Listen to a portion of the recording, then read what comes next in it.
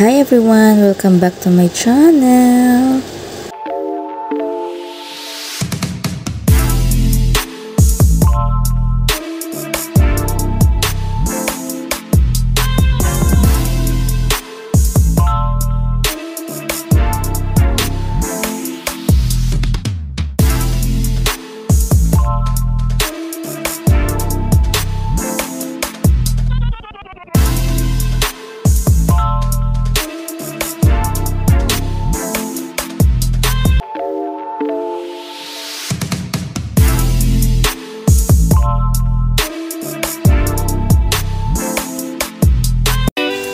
Hello guys! So, andito kami ngayon sa Reggae Beach Resort sa Santa Ana, Cagayan.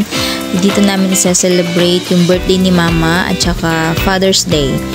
3 days ago ko lang ito binook, buti na lang may mga available na rooms or villa. So, ayun, ito na yung nakikita nyo ngayon, yung bungad ng Reggae Beach Resort. So, yan na yung sa may part ng swimming pool. And then, ito naman yung napakalawak nilang parking lot. Ayan, dalawang villa yung binook namin kasi 17 per kaming lahat kasama na yung mga bata. And sa isang villa, ma-accommodate lang niya ang maximum of 10 persons kasama na yung mga bata. So, para hindi kami siksikan, dalawa na yung kinuha namin na villa. So, ito yung villa namin. Bale, meron itong 4 na double-sized bed, may isang sofa bed, meron ding TV, merong patungan ng mga gamit at meron isang napakaluwang na bathroom. Ito naman yung labas ng aming villa, may veranda kami and then hagdan. Yan kasi naka-elevate. So dyan na lang namin nilagay yung mga gamit namin. May mga monoblock chairs at isang mahabang mesa. Bali pare-pareho yung itsura ng villa at saka yung laman niya sa loob.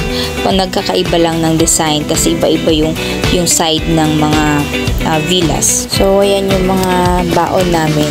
Kalat-kalat siya kasi kasalukuyan silang nagluluto ng pananghalian namin. So ito naman yung sa labas, maluwang yung space, meron silang parang playground doon. May maluwang rin na parking area dito sa malapit dito sa mga villas, and then yung area na yun, sayang yun kasi hindi ginagamit. Maganda rin sanang gawin nilang restaurant yun. So ito naman yung labas ng aming villa. Yan yung kabilang villa na na kinuha namin. And pareho lang rin ang itsura niya. A few moments later. Nakatulog kami sa pagod, din pagising ko ganito na siya. Ayan, ang lakas ng ulan, hindi na kami makakapag-swimming ngayon.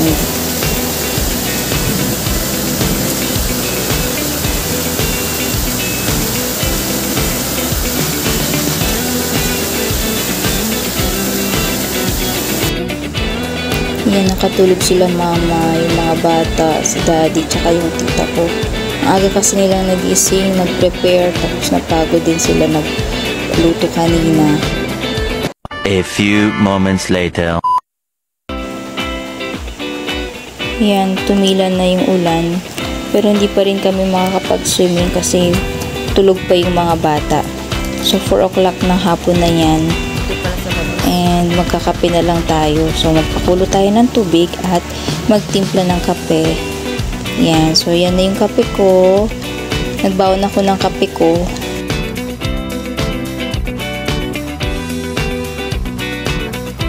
Ito na yung day 2 namin. Puro photos na lang, di ako nakapag-picture. So birthday na ni Mama and Father's Day.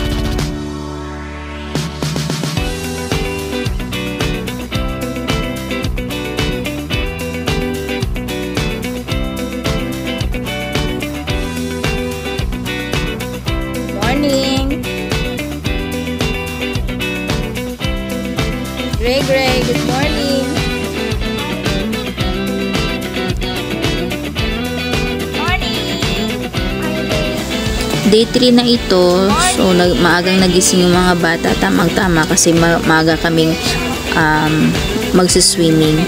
So ayan, cuddle-cuddle muna silang dalawa. Ganyan sila pag nagigising, nagka-cuddle. Ayan, then tinawag nila ako, so sumama na rin ako sa cuddle-cuddle nila. Day 3 na ito, so maagang nagising yung mga bata, tamang-tama kasi maaga kaming magsiswimming. So ayan, cuddle-cuddle muna silang dalawa. Ganyan sila pag nagigising, nagka-cuddle.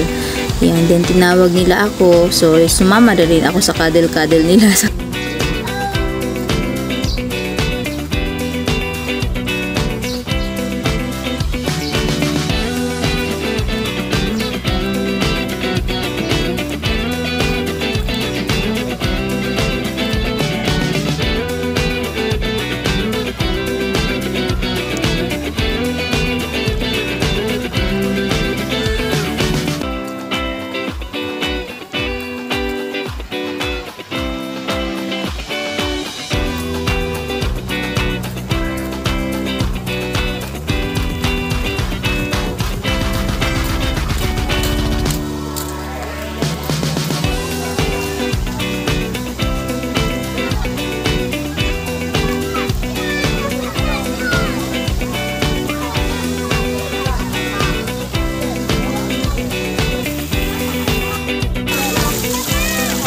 Bow your head.